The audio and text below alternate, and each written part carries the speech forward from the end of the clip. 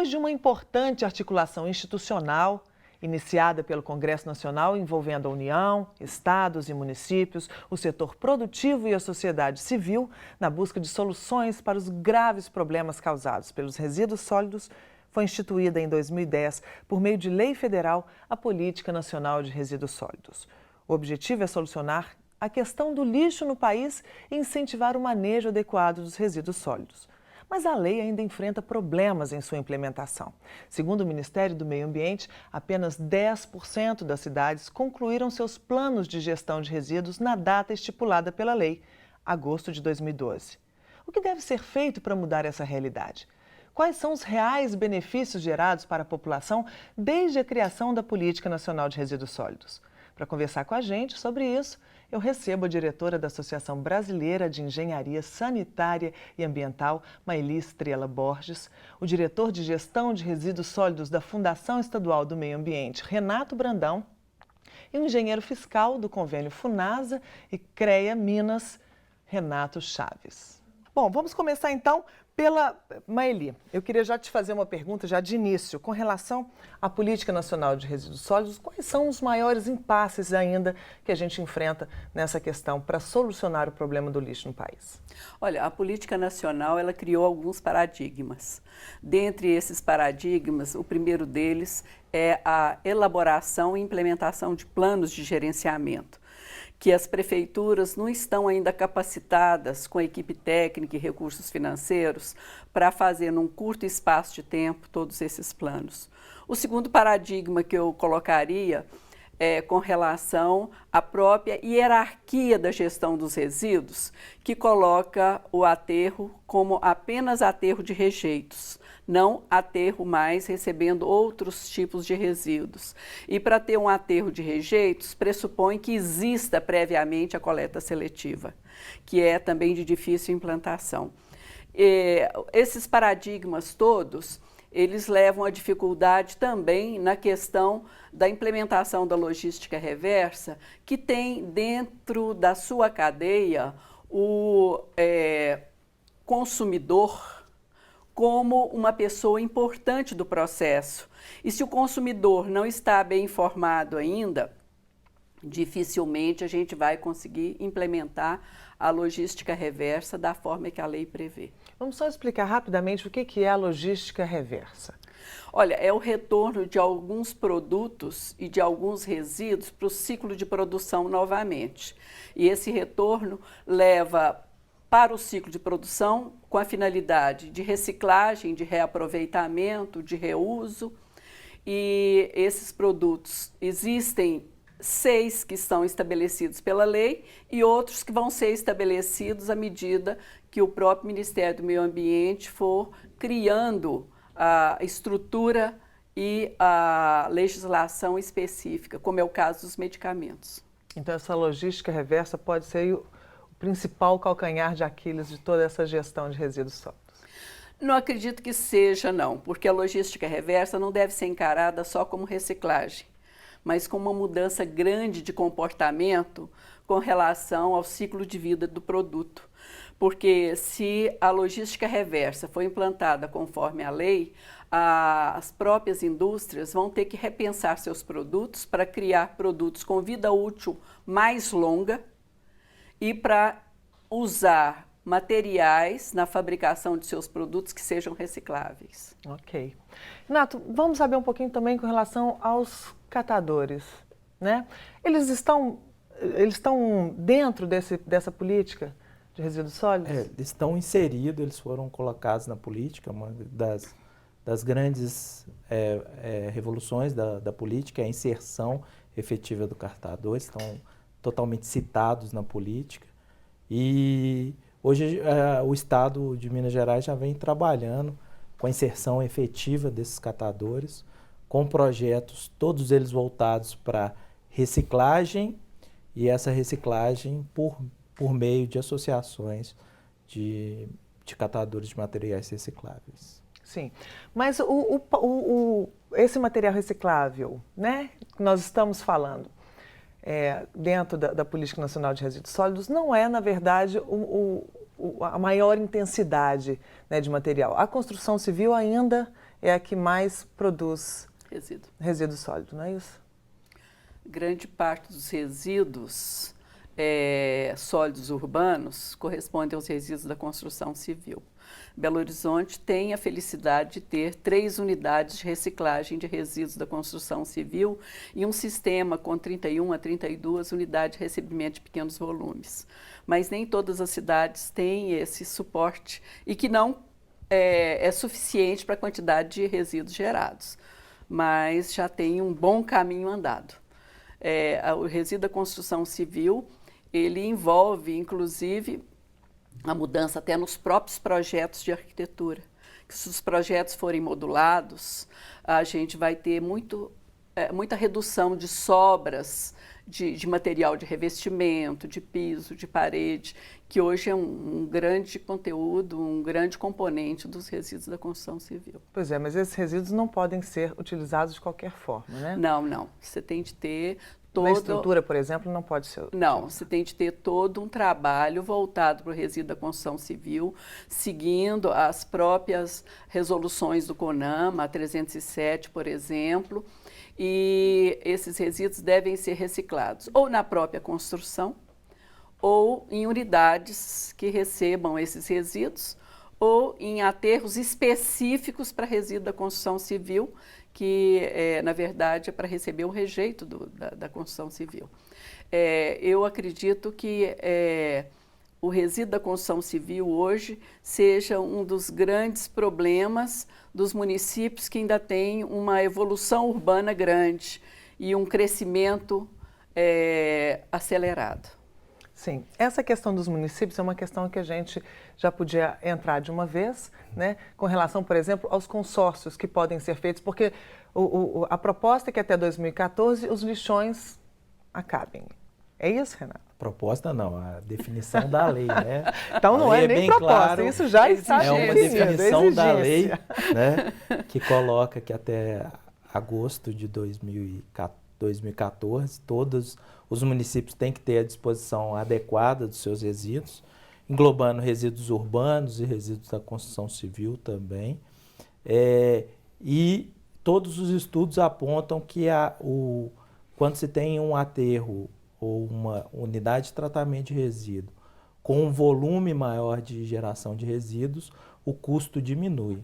Por isso o Estado vem incentivando, em parceria entre a FEAM, a CEDRU, a Secretaria de Desenvolvimento Urbano, ações para que o número de consórcios no Estado aumente e façam a gestão compartilhada dos seus resíduos sólidos urbanos, ganhando volume e diminuindo o custo de operação dessas unidades. Então, está havendo um incentivo com relação a isso, inclusive no repasse dos recursos, né? Quando se tem um consórcio, o recurso é prioritário, não é isso? Exatamente. No governo federal há essa priorização, no governo estadual também há essa priorização e, além disso, para os consórcios, a gente tem um incentivo também, um acréscimo no imposto que a gente chama de ICMS ecológico, né? Um subcritério em que a prefeitura que é consorciada e que tem uma unidade consorciada, ela recebe um diferencial nesse imposto. Ok, muito obrigada. Vamos continuar a nossa conversa sobre a Política Nacional de Resíduos Sólidos. Ao meu lado estão a diretora da Associação Brasileira de Engenharia Sanitária e Ambiental, Maeli Estrela Borges, o diretor de Gestão de Resíduos Sólidos da Fundação Estadual do Meio Ambiente, Renato Brandão, e o engenheiro fiscal do convênio FUNASA e CREA Minas, Renato Chaves. Renato, já começo com você então para falar sobre esse convênio da FUNASA e do CREA Minas, que tem a ver com o que a gente estava falando com relação aos municípios no bloco anterior.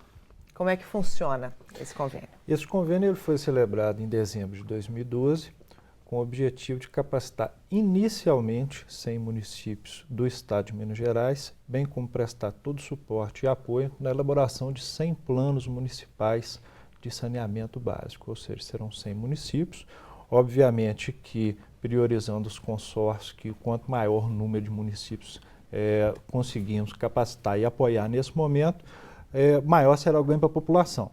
E a ideia é exatamente o CREA Minas e a FUNASA estarem auxiliando a população, uma vez que os planos eles tratam dos 4 pilares básicos do saneamento, em atendimento à Lei 11.445 de 2007, que trata a respeito de esgotamento sanitário, tratamento de águas, manejo de resíduos sólidos, bem como manejo de águas pluviais.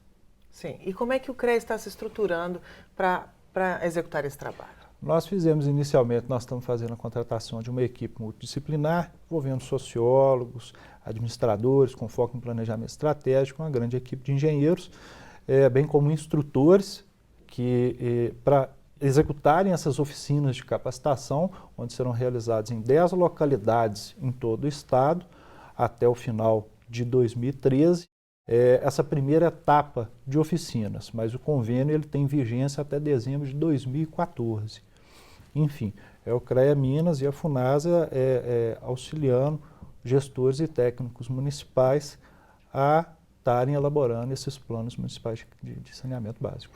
E esse plano de saneamento básico, qual que é a relação direta dos resíduos sólidos com ele? Exatamente, o plano, um dos 4 pilares abarcados no plano é exatamente o manejo dos resíduos sólidos.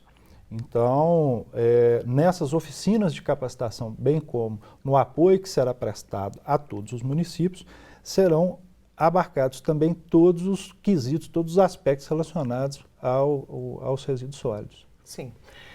Com relação aos resíduos sólidos perigosos, como é que é tratado isso nas prefeituras? Como é que é tratado isso de uma forma geral? Maeli, pelo seu sorriso, alguma coisa importante tem aí? Olha, com relação ao resíduo de serviços de saúde, nós ainda temos muita dificuldade com aqueles resíduos, principalmente do grupo A, infectantes ou biológicos, que precisam de tratamento, que demandam tratamento, porque o Estado ainda tem poucas unidades de tratamento térmico. A região metropolitana também tem poucas unidades e esses resíduos, como eles são perigosos, eles precisam de um tratamento diferenciado. Eu acredito que uma das questões que a gente teria que melhorar bastante no Estado seria com relação ao tratamento térmico de resíduos. Sim. Tem alguma coisa a dizer com relação a isso? O Estado vem trabalhando forte nessas unidades de tratamento, vem acompanhando elas, já fizemos algumas fiscalizações nessas unidades. Temos que, realmente, o parque que a gente tem hoje de atendimento ao tratamento desses resíduos é inferior à geração.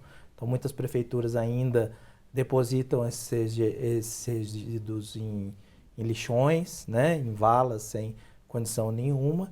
E eu acredito que a evolução tanto da questão do resíduo sólido urbano especificamente, quanto da construção civil que a gente já abordou e do resíduo de serviço de saúde, ela vai acontecer nos municípios a partir da efetiva implantação dos planos, né? Que aí é quando o município vai ter ideia dos volumes gerados pelo município, né?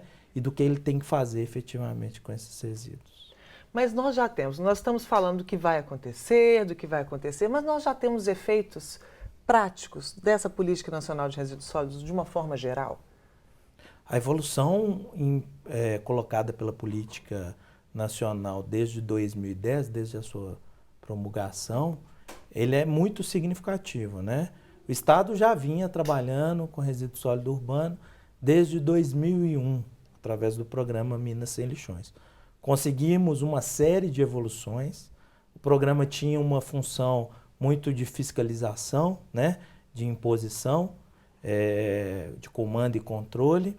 E hoje a gente já vem trabalhando em outras vertentes, a questão da educação, a questão da capacitação do município. Então, a gente espera que todas essas ações, além da questão do consórcio que a gente abordou, tragam Minas Gerais para uma condição ideal, que é tratar 100% dos seus resíduos. Sim, e ações como a do CREA e da FUNASA também só ajudam nesse sentido, né? Porque a partir daí também pode virar referência para outros estados, esse convênio de vocês, né? Com certeza. Outros conselhos regionais de engenharia e agronomia já estão procurando a FUNASA na busca por novas parcerias no intuito de atender o maior número de municípios a nível nacional. Então, nós já temos notícia que outros conselhos regionais estão procurando a fundação com essa intenção. Nós já estamos, inclusive, encaminhando alguns documentos que nós já temos gerado, nós estamos sendo referência e estamos sendo pioneiros nesse convênio entre o CREA e a FUNASA. Muito bem. Mas é importante... O plano é o documento prioritário, porque toda gestão está ali consolidada naquele documento. Sem o plano, a gestão não vai ser totalmente eficiente. Então, esse convênio do CREA com a FUNASA, ele veio em excelente momento, porque a capacitação dos municípios é um ponto estratégico para que o plano seja feito, seja elaborado e seja implementado. É importante ressaltar também que o Plano Municipal de Saneamento Básico ele não é simplesmente um documento técnico, ele tem toda a participação da população na elaboração, na discussão das propostas, em conjunto com todos os técnicos e gestores municipais, ou seja, tem a participação efetiva da sociedade no tratamento das questões relacionadas ao saneamento básico municipal. Mas não é importante que até a participação da população se dê também, já desde pequeno? Eu acho que as crianças não tinham que ter um trabalho de educação voltado para essa questão dos resíduos sólidos e do saneamento básico, não? Sim, eu acho que a educação, quando ela parte desde o pré, já não falo fundamental não, desde o pré, é uma ação que fica solidificada e a criança que tem essa iniciação, esses conhecimentos, ela também é um multiplicador, ela repassa para os adultos. Então, eu entendo que qualquer processo de educação que tenha como público-alvo a criança, o estudante, tende a ser melhor. E esse é um processo todo processo de educação é um processo que é de médio a longo prazo, né? A gente já vê alguns resultados, mas efetivamente o que a gente está plantando agora, a gente vai efetivamente ver mais à frente, né? Mas, de toda forma, a participação da população, neste momento, já é importante, né? Mas é preciso também haver essa conscientização, porque muitas vezes a gente nem sabe muito bem que caminho seguir, até no descarte mesmo de resíduos, para onde isso vai, como é que a gente faz, como é que a gente não faz. Mas é importante essa participação da população e essa conscientização. Eu acho que existem ações que são ações, às vezes, até consideradas pequenas, mas que têm um alcance muito grande. Imagine você, quando compra um medicamento numa farmácia, numa drogaria, se na própria notinha fiscal já viesse o local exato onde você vai devolver aquele medicamento para a logística reversa. É uma ação simples, fácil, mas que traz a informação para cada usuário de medicamento. Sim. Uma coisa que nós não falamos ainda é com relação à agricultura, os resíduos sólidos da agropecuária, por exemplo. Pelo que li, pelo que vi, a agropecuária tem um melhor destino, né, para os resíduos sólidos do que todos os outros setores. É isso? Ou estou enganada? Não, na verdade, as informações que a gente tem hoje dos resíduos da atividade, como a lei chama agro-silvo-pastoril, ele é um pouco até desconhecido, né? O exemplo melhor que a gente tem com relação à logística reversa é de embalagens de agrotóxicos, né? Então, essa cadeia já está bem definida, mas não é só esse resíduo, efetivamente, que a atividade agro-silvo-pastoril gera e durante muito tempo não se tem a noção de quanto é efetivamente gerado. Então, até o Estado vai fazer o seu plano estadual, já está em processo, vai abrir o processo de contratação do plano estadual, que a gente vai abordar esses resíduos também e tentar dimensionar o quanto que há efetivamente de geração desse resíduo. Então, temos muita coisa ainda pela frente, mas as coisas estão caminhando bem, né? E a gente espera que cada vez mais a população, o comércio, os empresários, as prefeituras, o Estado, o governo de uma forma geral, consiga chegar num bom caminho com relação à política de resíduos sólidos. É o que nós também esperamos. Vamos torcer então e trabalhar para isso, não é mesmo? Com certeza. Muito bem. Vocês querem deixar alguma consideração final? Eu queria só deixar claro que a política nacional vai fazer 3 anos, né, de efetiva implementação. A gente tem evoluções significativas. Não estamos a nível da Europa, né? Mas temos que lembrar que essas legislações nesses países foram instituídas há mais de 20 anos, né? Eu acho que a gente está num caminho bom, um ritmo interessante. Temos alguns gargalos, como a Maeli até abordou aqui, mas eu acredito que a gente consiga evoluir com uma velocidade que, não atendendo efetivamente ao que a lei define hoje, mas que até agosto de 2014 nós vamos ter um crescimento muito significativo dessa destinação adequada. Ok. Renato ou Maeli? Eu gostaria muito de ver até 2014 todos os lixões serem transformados numa solução sanitária, técnica, que respeitasse o meio ambiente e que trouxesse para a população uma qualidade melhor de vida. Muito bem, Renato. Eu só gostaria de fazer a consideração que logo em breve as inscrições por parte dos municípios elas estarão abertas e aos interessados, tanto gestores como técnicos municipais, dos municípios com menos de 50 mil habitantes, irem acompanhando pelo site tanto do CRED Minas Gerais quanto do site da FUNASA as informações relativas ao processo de capacitação e apoio. Obrigada a vocês. Sim. Muito obrigada. A Web TV CREA Minas fica por aqui. Obrigada pela companhia e até o nosso próximo encontro.